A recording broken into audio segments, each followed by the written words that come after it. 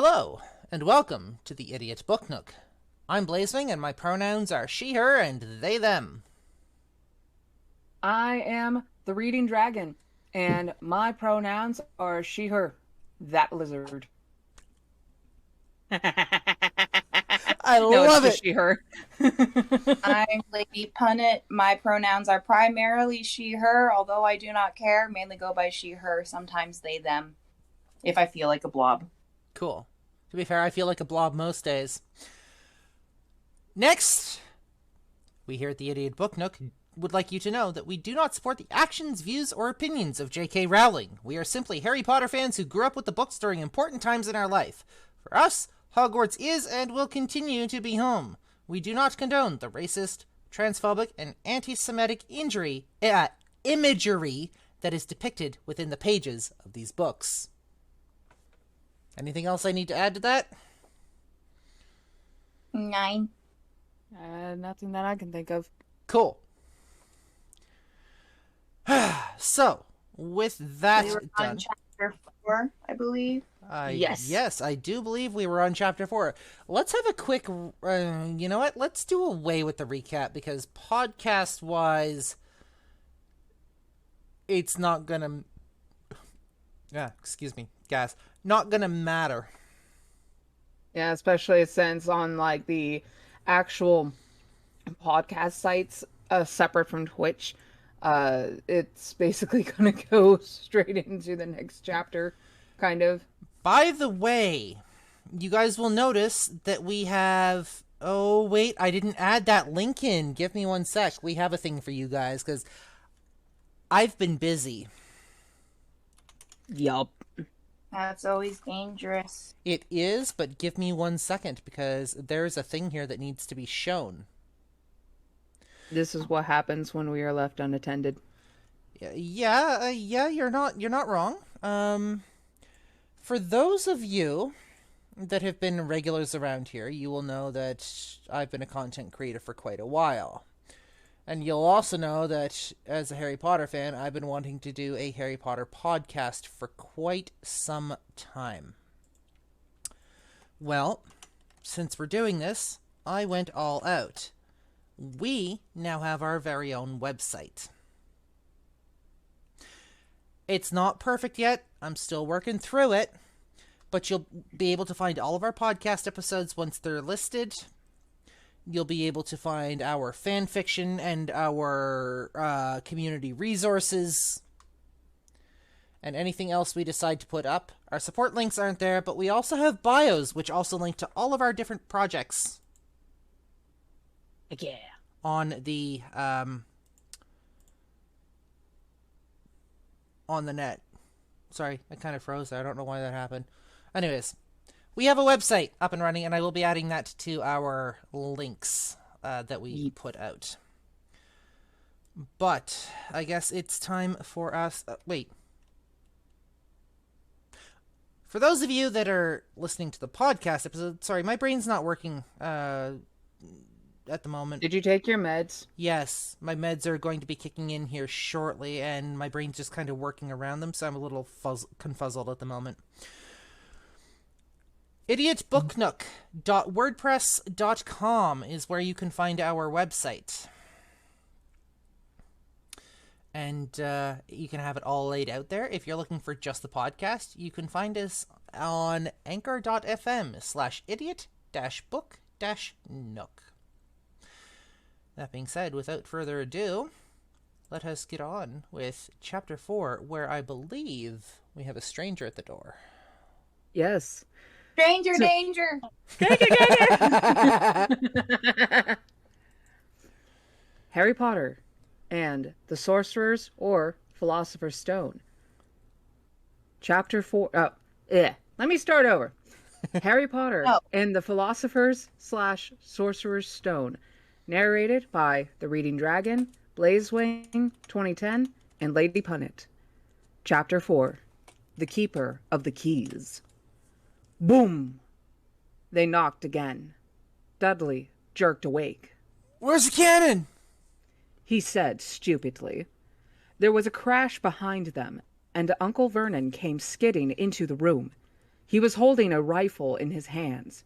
Now they knew what had been in the long, thin package he had brought with them. "Who's there?" He shouted. "I warn you, I'm armed." There was a pause. Then, smash! The door was hit with such force that it swung clean off its hinges and with a deafening crash landed flat on the floor. A giant of a man was standing in the doorway. His face was almost completely hidden by a long, shaggy mane of hair and a wild, tangled beard. But you could make out his eyes, glinting like black beetles under all the hair.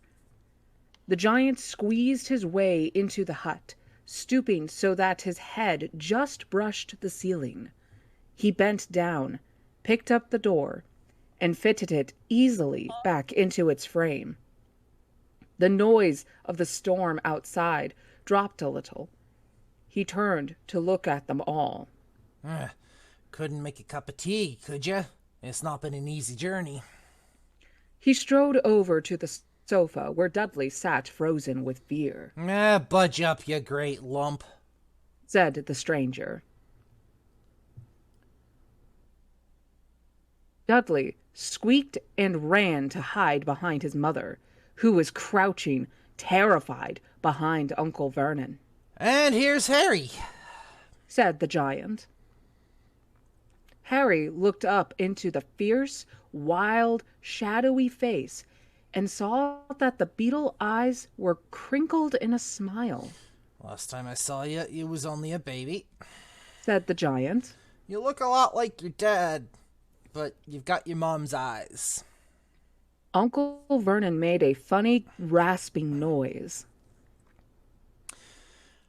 "I demand you leave at once, sir," he said. "You are breaking and entering." Shut up, Dursley, you great prune," said the giant. He reached over the back of the sofa, jerked the gun out of Uncle Vernon's hands, bent it into a knot as easily as if it had been made of rubber, and threw it into a corner of the room. Uncle Vernon made another funny noise, like a mouse being trodden on. "Anyway, Harry," said the giant, turning his back on the Dursleys. "a very happy birthday to you. Got summit for you here. Might have sat on it at some point, but it'll taste all right." From an inside pocket of his black overcoat, he pulled a slightly squashed box. Harry opened it with trembling fingers. Inside was a large, sticky chocolate cake with "Happy Birthday, Harry" written on it in green icing. Harry looked up at the giant. He meant to say thank you, but the words got lost on the way to his mouth. And what he said instead was, "Who are you?" The giant chuckled. "True, I haven't introduced myself.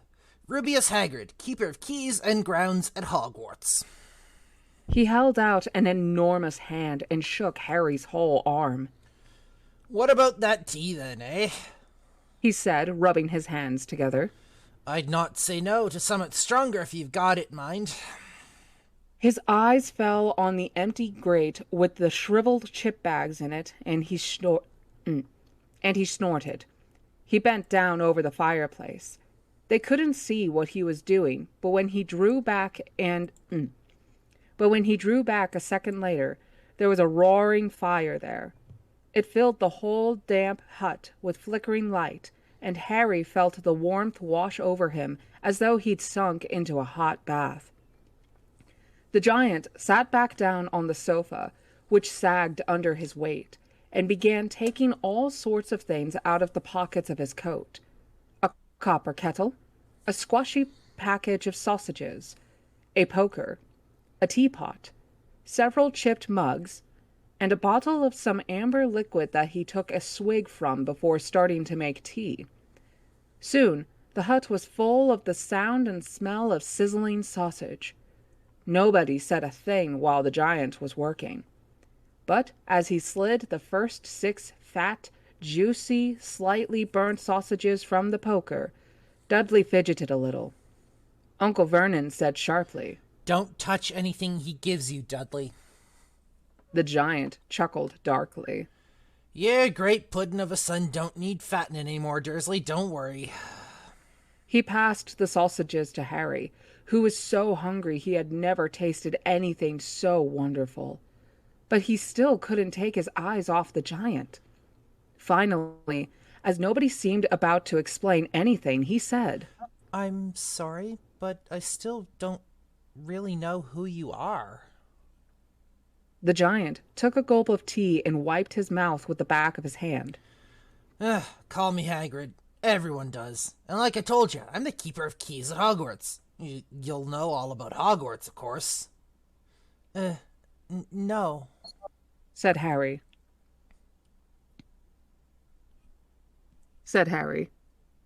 Yeah, it's your line. Oh, shit. So never mind. Hagrid looked shocked. Sorry. Harry said quickly. Sorry? Barked Hagrid, turning to stare at the Dursleys, who shrank back into the shadows.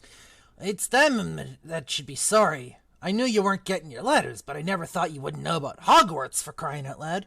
Did you never wonder where your parents learned it all? All what? Asked Harry. All what? Hagrid thundered. Now wait just 1 second. He had leapt to his feet. In his anger, he seemed to fill the whole hut. The Dursleys were cowering against the wall. Do you mean to tell me? He growled at the Dursleys. That this boy, knows nothing about anything? Harry thought this was going a bit far. He had been to school, after all, and his marks weren't bad. I know some things. He said. I can, do math and stuff. But Hagrid simply waved his hand and said, About our world, I mean. Your world, my world, your parents' world. What world? Hagrid looked as if he was about to explode. Dursley! He boomed. Uncle Vernon, who had gone very pale, whispered something that sounded like Mimble-Wimble. Oh! Hagrid stared wildly at Harry. I have a discussion point for later. Give me 1 second. Okay. I need to take notes.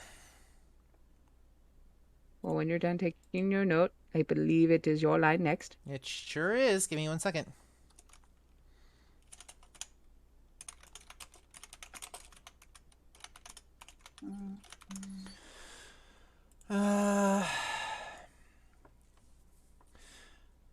But you must know about your mom and dad. He said. I mean, they're famous. You're famous. What? My mom and dad weren't famous, were they? You don't know. You don't know. Hagrid ran his fingers through his hair, fixing Harry with a bewildered stare. You don't know what you are. He said finally.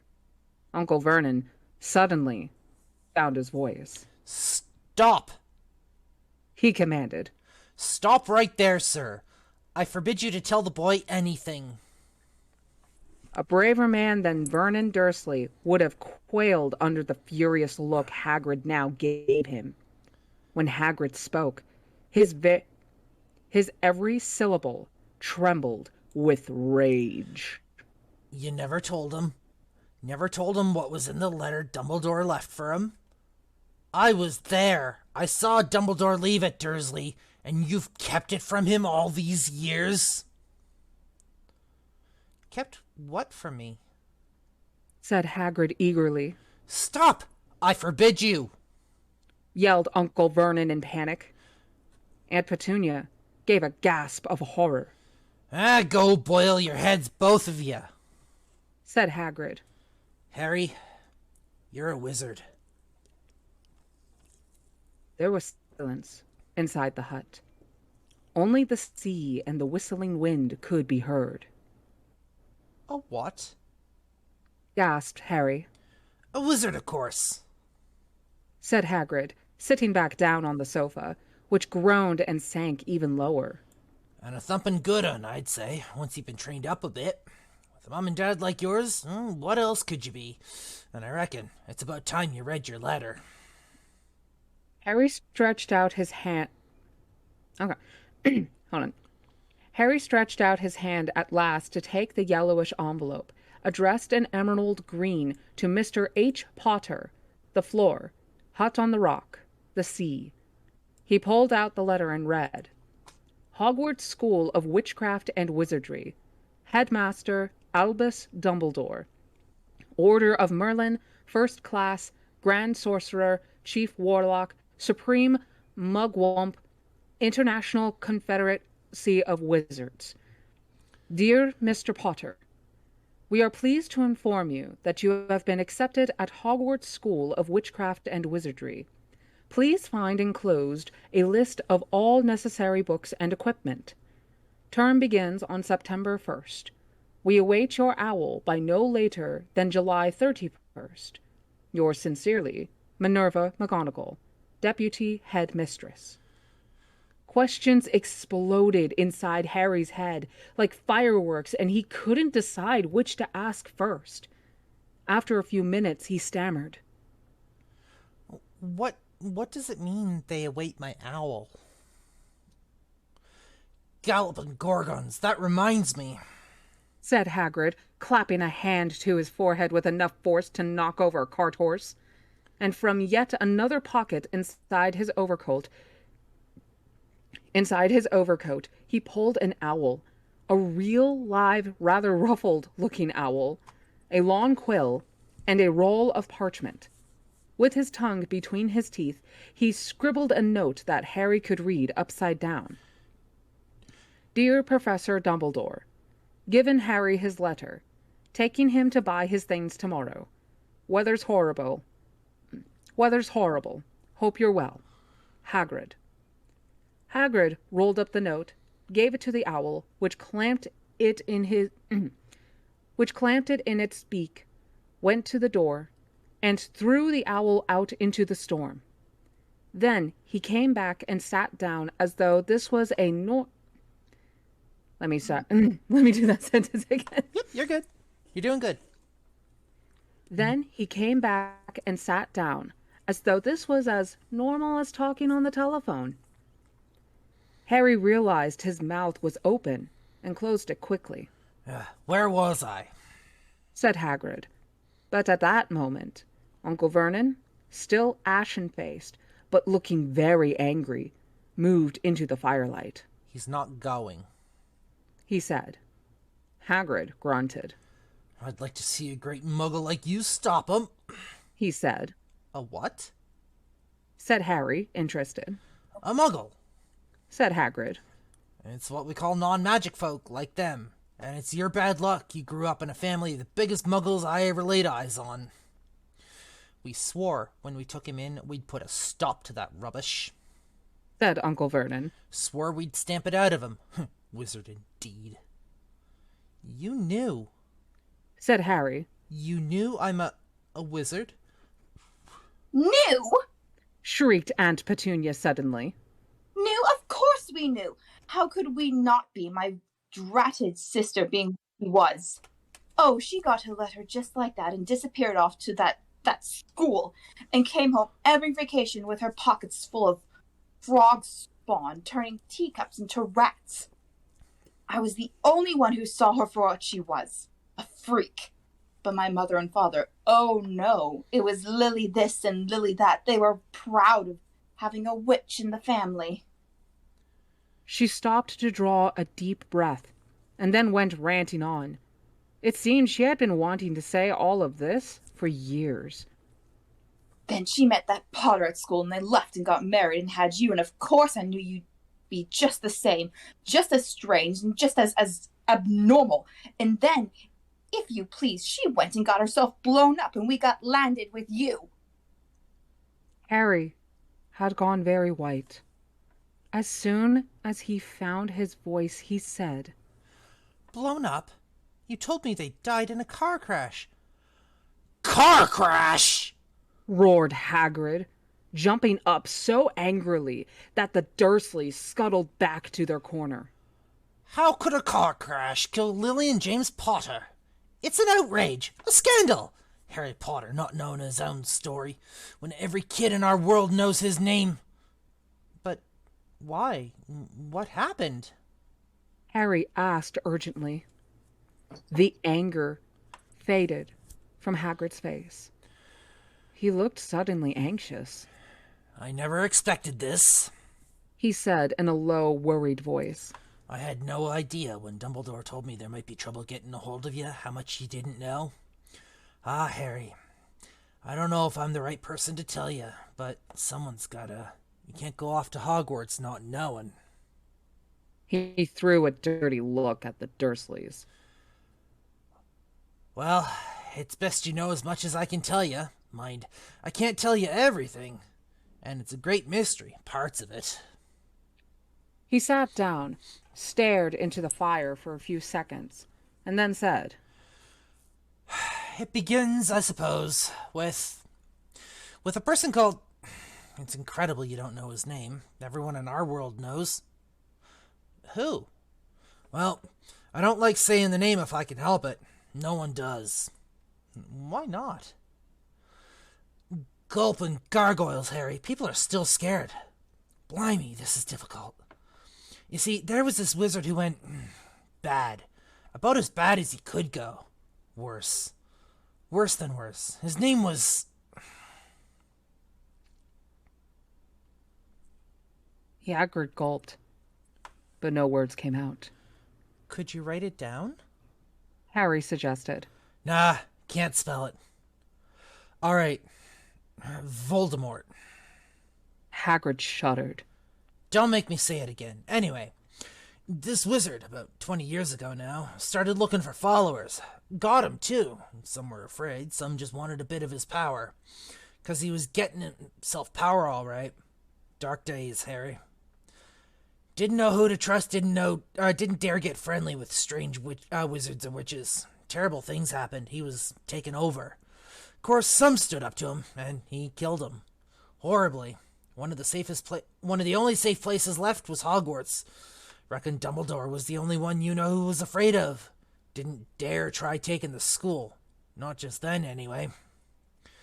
Now mind, your mom and dad were as good a witch and wizard as I ever knew. Head boy and girl at Hogwarts in their day.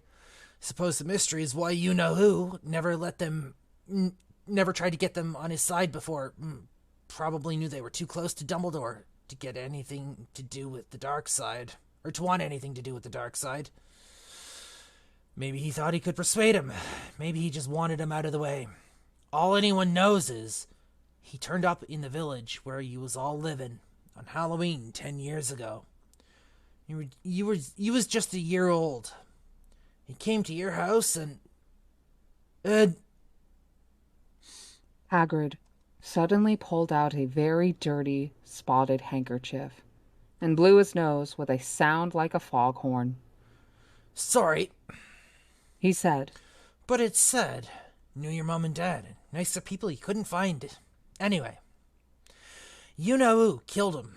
And this is the real mystery of the thing, he tried to kill you too. Wanted to make a clean job of it, I suppose. Or maybe he just liked killing by then. But he couldn't do it. Never wondered how you got that mark on your forehead? That was no ordinary cut. That's what you get when a powerful, evil curse touches you. Took care of your mom and dad in your house, even. But it didn't work on you. And that's why you're famous, Harry. No one ever lived after he decided to kill him. No one except you. And he killed some of the best witches and wizards of the age. The McKinnons, the Bones, the Pruitts. And you was only a baby, and you lived. Something very painful was going on in Harry's mind. As Hagrid's story came to a close, he saw again the blinding flash of green light, more clearly than he had ever remembered it before. And he remembered something else. For the first time in his life, a high, cold, cruel laugh. Hagrid was watching him sadly. Took you from the ruined house myself on Dumbledore's orders. Brought you to this lot. Load of old tosh, said Uncle Vernon. Harry jumped. He had almost forgotten that the Dursleys were there. Uncle Vernon certainly seemed to have got back his courage. He was glaring at Hagrid, and his fists were clenched. Now you listen here, boy. He snarled. I accept there's something strange about you. Probably nothing a good beating wouldn't have cured. And as for all this about your parents, well, they were weirdos, no denying it. And the world's better off without them, in my opinion. Asked for all they got, getting mixed up with these wizarding types. Just what I expected. Always knew they'd come to a sticky end. But at that moment, Hagrid leapt from the sofa and drew a battered pink umbrella from inside his coat. Pointing this at Uncle Vernon like a sword, he said, I'm warning you, Dursley. I'm warning you. One more word. In danger of being speared on the end of an umbrella by a bearded giant, Uncle Vernon's courage failed again. He flattened himself against the wall and fell silent. That's better, said Hagrid, breathing heavily and sitting back down on the sofa, which this time sagged right down to the floor. Harry, meanwhile, still had questions to ask. Hundreds of them. But what happened to Sorry, I mean, you know who. Good question, Harry. Disappeared. Vanished. Same night he tried to kill you. Makes you even more famous. That's the biggest mystery, see? He was getting more and more powerful. Why'd he go? Some say he died. Codswallop, in my opinion. Don't know if he had enough human left in him to die. Some say he's still out there biding his time. But I don't believe it. People who was on his side came back to ours. Some of them came out of kind of trances. Don't reckon they could have done it if he was coming back. Most of us reckon he's still out there somewhere, but lost his powers, too weak to carry on. 'Cause something about you finished him, Harry.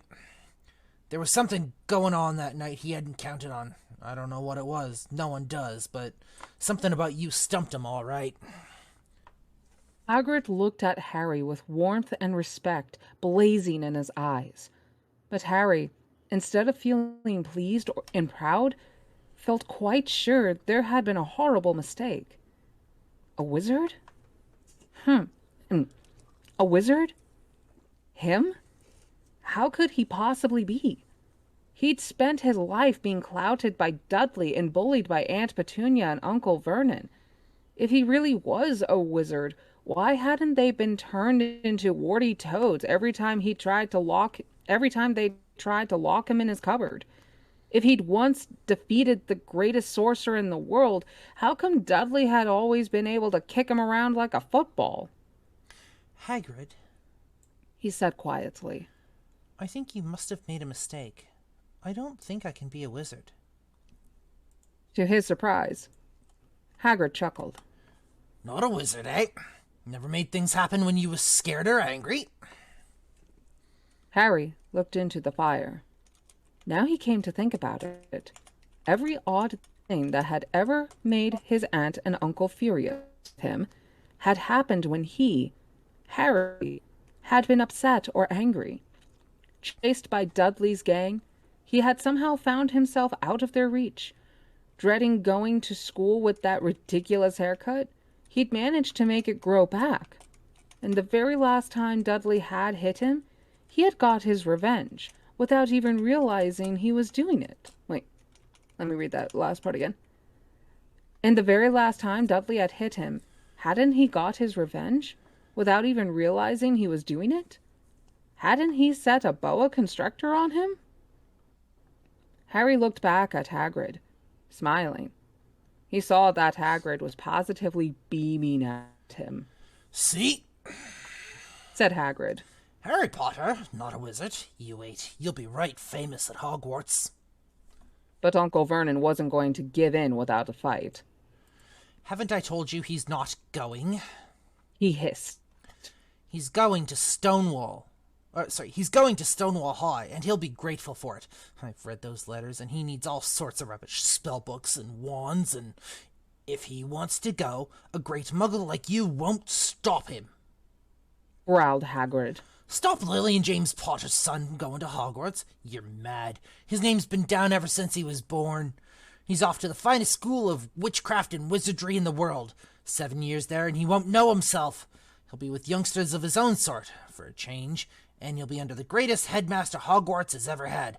Albus Dumbledore. I am not paying for some crackpot old fool to teach him magic tricks, yelled Uncle Vernon.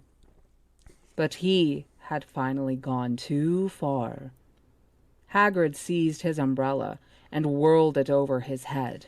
Never! He thundered. Insult Albus Dumbledore in front of me.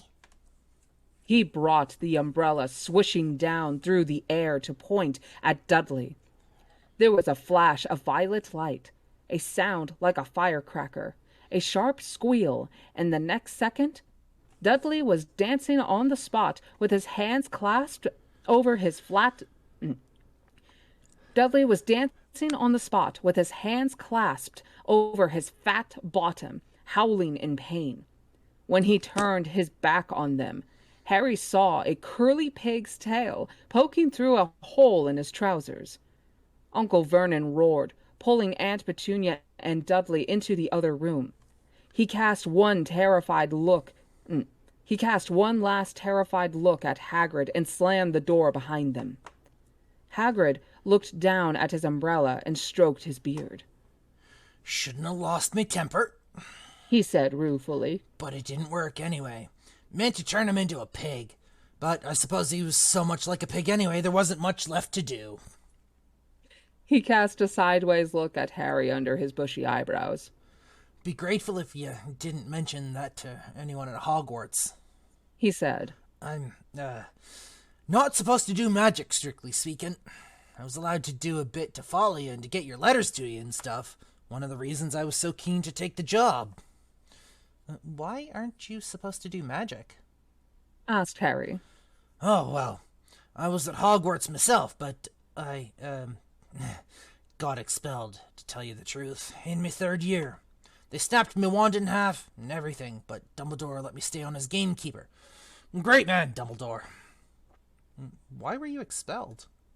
It's getting late. We've got lots to do tomorrow, said Hagrid, loudly. Gotta get up to town and get all your books and that. He took off his thick black coat and threw it to Harry. You can kip under that, he said. Don't mind if it wriggles a bit. I think I still got a couple of dormice in one of the pockets. And that is chapter 4. Now, as we do, we are going to move on to the discussion portion where we chat about what we just read and we try and bring the audience in. And the first thing I have to say is, God damn, I picked the wrong voice for Hagrid. Oh, yeah? Yep. I also need to do vocal warm-ups before we start doing these in the morning. Fuck. It's all good. So when he whispered, what's that word? Mimblewimble? So yeah, I have a couple of things I want to talk about, actually. Yeah, I'm curious as to, like, what I don't remember what the significance of Mimblewimble was. Okay, so I have a bunch of Harry Potter-themed resources. Mm-hmm. And within one of those, give me 1 second. Let me open up my my resource here. Let me see which, because I think I've got them all stored on my Google Drive. Mm-hmm. There it is, my library, books, Harry Potter, and the one. Nope, wrong one. Wait a minute. That's not what I wanted.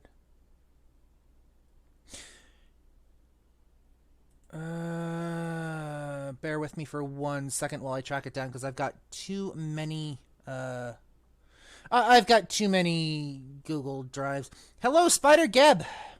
Hello. Just give me one, and not that one. It might be under this account. Ebooks, Okay. I think it was. Harry Potter. And the one I am looking for is a book called, I think it's All 256 Harry Potter Spells or something like that. The movie included the exchange but shortened it and moved it to a pub. Yes, it did. That's actually one of the changes. This discussion in the books takes place earlier, and there's a lot more stuff that happened in the pub and in Diagon Alley later on. But we'll get there. I can't find it. Anyways, I'm not going to spend any more time looking for it. But basically, what it boils down to is the book that I was. Oh, 1 second. Sorry, I was doing something else. The book that I was looking for has in it a spell called Mimblewimble. Okay. It's listed as an actual magical spell. And what it does is it silences somebody from talking about a certain subject or a certain topic, and all they can say is Mimblewimble instead. I don't know if it's an official spell, but that was the cause of my exclamation. Okay, so it's like Mr. Dursley was trying to actually do magic. No, like he was actually trying to say something or maybe to give some information, and he was unable to because there had been a magic. Basically, magic was affecting him. Oh shit! Guys. What? Oh my god. Oh my god. Yeah, this opens up like a whole new avenue, doesn't it? Oh my god. Oh my god. Oh my god. Okay, so what's on your mind? Let's talk. Okay. The letter. Yeah. The letter that Petunia would have gotten that explained everything. Because I always thought it was weird how they didn't say, oh, your parents were killed with a mugging. Or, oh, your parents, someone broke into their house and they were both killed by a madman. What if the letter prevented them from going that far and they physically had to make up something that was as off-kilter as possible? It is entirely possible. Given what we know about Dumbledore... hang on a sec. I'm going to continue on that thought, but first we've got Jordan the Dude in chat. Also the fact that Vernon was trying to get all in Hagrid's face, and yes, there is that. But given what we know about Dumbledore, because we've all read the series and we all know this, given what we know about Dumbledore, that is actually not outside the realm of possibility. I mean, he did say in the first couple chapters that he thought it would be better if Harry didn't grow up actually knowing right away what all he was. He didn't want Harry to get egotistical. Yeah. What if the reason Harry doesn't know is actually a result of Dumbledore's letter? Because we know magic can also be in written form too. Yeah, like an enchanted letter. Crittershy says, that's very likely. Magicals often mess with muggle minds to protect themselves. Could be something tied to that. It just... Go ahead. There was a line that when Petunia had her outburst, it was written like she'd been holding it in for years. Yeah. She couldn't... What if, like, even when she was talking to Vernon, she couldn't physically talk about it? This woman hasn't been able to vent about her frustrations and just let it kilter and steam and boil in her body for over 10 years. And maybe even throughout the entire marriage. And that brings something interesting into play, because as a communications major and on all of my social media platforms, one of the huge things that I try to get across is that when communication falters, it turns into stagnation and rot. And once that rot takes hold, it will eat away at you. Yep. Until there's nothing left. What if Dumbledore is responsible for the Dursleys being as horrible to Harry as they are? I mean... I read a fan fiction about that once. Of course you did. Well, no, so here's the thing. In the beginning, the Dursleys treated Harry as well as Dudley in this fan fiction. Like, they tried to care for him and provide for him as much as possible, but Dumbledore was seeing this. This was manipulative Dumbledore tag. And he's like, no, you have to treat him poorly. And Petunia and Vernon are like, no, sir, we will not. So then he used magic so they would treat him poorly, so that way he would grow up as similar as Voldemort had in the orphanage. Holy shit. And we do know that Dumbledore is nothing if not manipulative. Yeah. Jordan the Dude says a car crash could make an explosion, and Crittershy says probably since she was a child, actually, her whole family was likely spelled into secrecy about having a real witch in the family. Mm-hmm.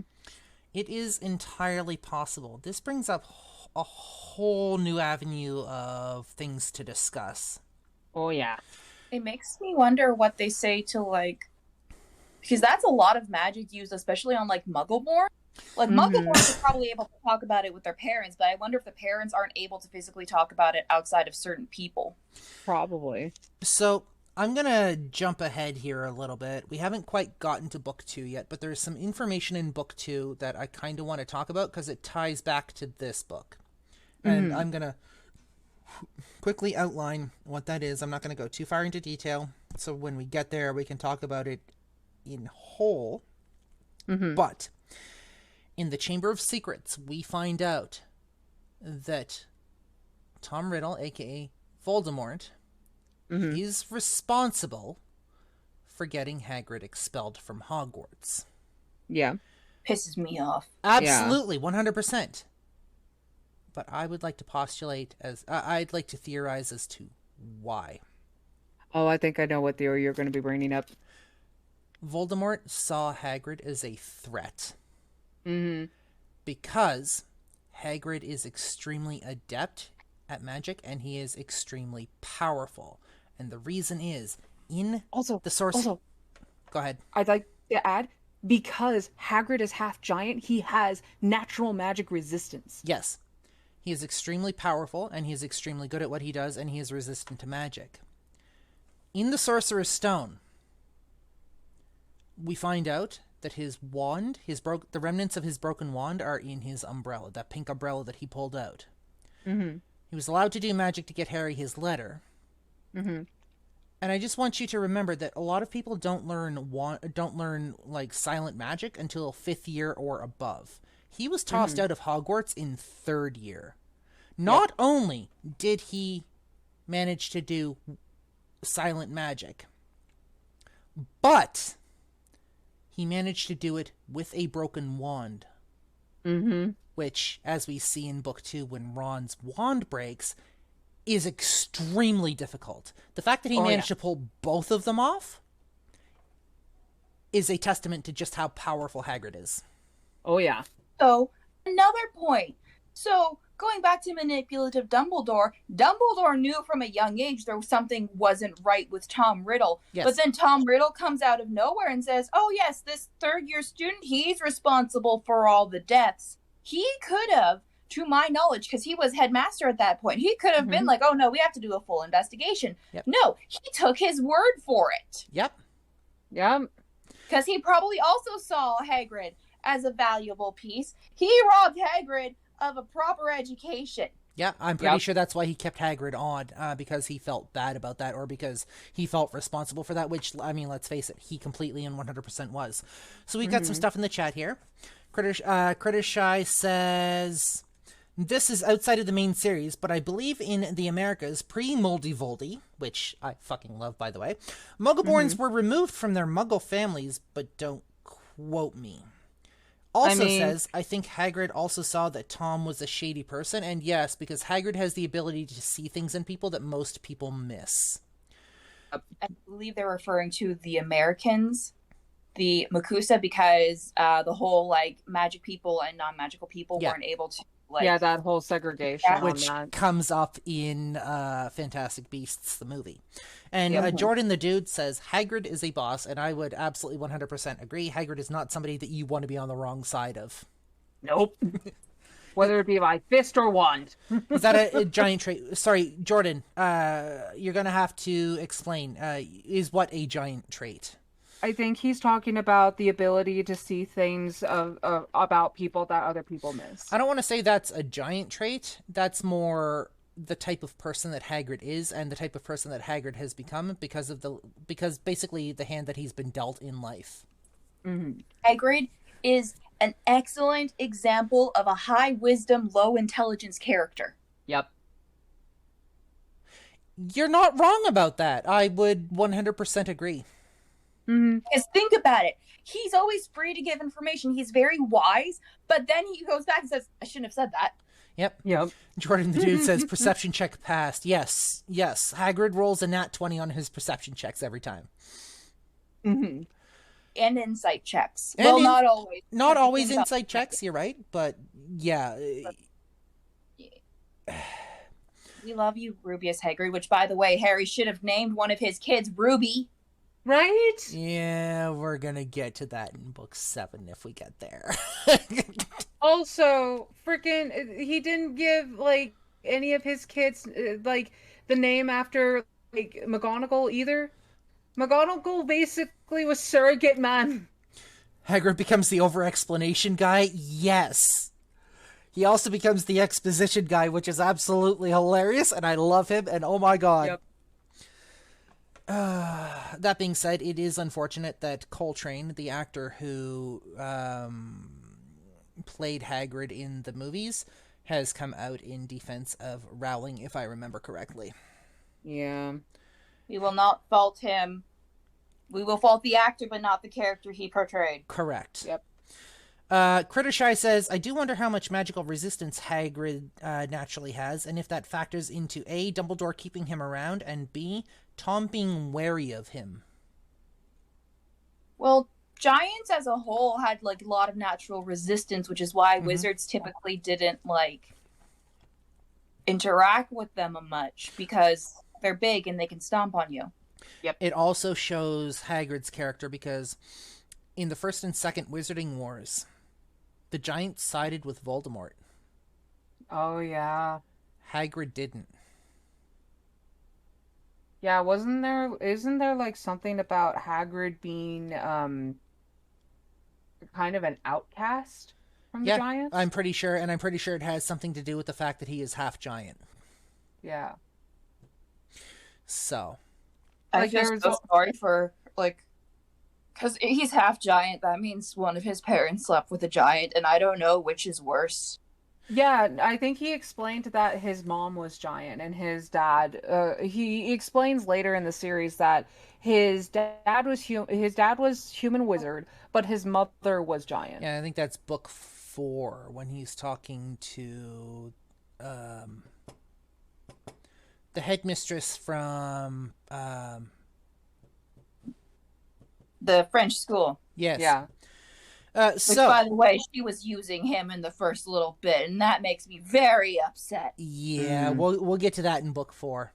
Jordan the Dude says, how did the owl survive in the coat? So I would not put it past Hagrid for his coat to have like an undetectable extension charm or some sort of extra dimensional space in which creatures could live, because let's face it, it's Hagrid and he has an affinity for animals. He is care of magical creatures, and yeah, I think in book 2, book 3, something like that. Book 3 is where we see him actually teaching the class, and yeah, your dragon friend here, my OC is a care of magical creatures professor. Yep.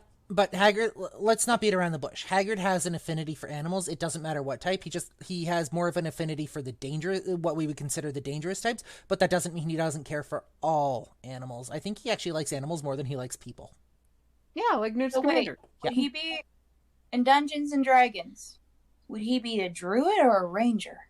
He would be a ranger. Because don't forget, druids can shapeshift. Mm-hmm. He can't shapeshift. So, Jordan the Dude says Bardic creation, and Crittershy says his dad was a wizard and his mom was a giant, which raises interesting questions if that had been reversed. And Crittershy also says, also because Hagrid is so small, by giant standards, he'd be an outcast among them. Yes, Crittershy, 100%. In 5e, he would be a Ranger Beastmaster. But because he's half giant, wouldn't that make him a Goliath? Yes. Except for the fact, I think he would have, similar to what Grog from Critical Role had, he would have the dwarven belt, because then he could grow his majestic beard. Yeah. Yep. Unless someone created like a variant race of Goliath that allowed facial hair growth. So, do we have anything else to add to the discussion? Any last minute thoughts? This one didn't paint so much Petunia being silent protector. No, it painted her as being frustrated and upset and angry, which, I mean, if our theories are correct, I totally get. The fact that maybe they couldn't speak about it, that they were magically prevented from speaking about it. If you sit on something like that for years on end, I know from personal experience that that will eventually come out once you are able to, once you even start being able to process that shit. It'll explode. I think Petunia's upset that she can't talk about it, and I think it's repressed emotion. I still want to paint her as the silent ally, though, unable to talk. I think that this is just kind of a one-off, but we'll see where that goes. Bear in mind, parents can also lose their temper sometimes. Absolutely. Like, even people who do gentle parenting, they can still, like, snap or lose their temper, and it's a thing. It's a human thing. It makes me wonder, though, if we keep on going with Silent Protector Petunia, if she hadn't had what we believe the spell cast on her, would she have hinted more to Harry about what he is? Or at least, because here's the thing. I think Petunia's a smart lady. Yep. No debating that. So I think she knows deep down, if she had been able to at least even explain a little bit to Harry, like, look, I know you can't control it all the time, but you have to stop the weirdness. It's going to make us look bad. It's going to bring unwanted attention. Yep. And Harry would have asked, why? And I think the reason she didn't want him to ask questions is because she knew she couldn't answer them. Yeah. That is... Go ahead. Yeah, that would make a lot of sense. Crittershy says Hagrid is MVP, and Jordan the Dude says the Dursleys are a terrible group of people, but what caused it, we have yet to see. Well, there's multiple theories about what caused it. Though it's like, at first I agree with the theory that it's because later down the line we found out what the scar actually is on Harry's forehead. Yep. But I'm wondering, because usually you have to be in, like, close touching contact with it. Yep. They don't touch Harry a lot. They don't give him hugs. Yep. No. It makes me wonder if instead of that, it's this, and even though it's now been broken and they're able to talk about it now, because I think the key word is someone else had to tell Harry. Yeah. I wonder. So Dumbledore left them a letter. This, we know, we've been over. We've hashed this out quite a few times. We've talked about this and what could possibly be in that letter. In that letter, there is the possibility that Dumbledore knew what was up with Harry years before he divulged the information. And that he may have told them, and that he may have warned them not to get affectionate with him or too close to him on account of that. Which paints Dumbledore in this case as the asshole. I mean, there's a lot of different theories already as to how much of an actual asshole he is, including what you just mentioned, because there is another theory about Dumbledore that Dumbledore wanted to be a famous wizard, and he manipulated the world around him in such a way that gave him the opportunities to at least have one last hurrah before he was kicking the bucket. Well, Dumbledore was also 100% manipulative. 100%, we see this time and time again with him, with the way he treats people around him. He is that is one of his traits. Like, he's painted as this good guy, but underneath there's so much more, and manipulation is one of his key tactics. Yeah, he's I don't know which one is the correct term for the kind of person that is more out for themselves than anyone else, either psychopath or sociopath. Yep. Whichever is the correct term. So I was just looking on the good old Harry Potter wiki. Yep. See if we could actually find, like, the content of the letter sent to the Dursleys. Now, the contents of the letter that was sent to the Dursleys when Harry was a baby is never revealed. However, it is stated how it was addressed to Petunia. Oh. And that during August of 1995, when they were discussing kicking Harry out because of the Dementor attack, when Albus Dumbledore sent Petunia a letter reminding her Remember of my last. Remember my last letter. It was Petunia that said we have to let him stay. And Vernon was confused by that, which is, it is unknown how much Vernon knew about the contents of the first letter. Interesting. I want to talk about that more. Crittershy says, I wonder what would have happened if Dudley had been born magic. I think Harry's life would have been very different. Dumbledore always seemed very high-handed, and I think as he got older, it got worse. And that the letter also scared the shit out of her. Oh, yeah. And absolutely 100%. That being said... I want to bring up one more point. Yep. About the letter, about a possibility, because once again, we don't find out about them later, about the blood wards. I think Petunia knew if she told Vernon about the magic that was placed on their home, that Vernon would have either killed Harry or left her and taken Dudley with him. Oh, yeah. That is an interesting thought. Because Petunia doesn't work. She's a stay-at-home wife and mom. And back during the early 90s, if your husband suddenly left you, he couldn't talk about it. It would have been her fault. Yep. And she would have been in a situation, in a really bad spot. Financially and physically. It's one of those situations where sadly the best thing you can do is stay quiet until you are financially able to. But Vernon, is the kind of man that believes a woman should stay in the home. He would have never allowed her to go out and get a job. Yeah. Yeah. Well, that has been an invigorating discussion. And I think at this point, it's time that we wrap up episode 4 of the Idiot Book Nook podcast. And we get ready to move on to episode 5. We have a few brain weasels to work through and to think about for future chapters. However, we're still continuing on the Twitch stream. Yes. Today, because Twitch episodes last for a while, so I think the plan is we get through about like 3 chapters a Twitch episode. So our first Twitch session, we got through 3 chapters. We still don't have a set number of chapters to get through, but we're trying to see what our average is to see kind of where we stand. But episode 4 of the Idiot Book Nook podcast, we're going to wrap up here, and we will be back with our Twitch session. So if you're watching on Twitch live, just stay tuned. I'm going to go ahead and throw our socials in the chat here. And for those of you that are wanting to follow us on the podcast, you can find Lady Punnet under paulina.avalon on TikTok.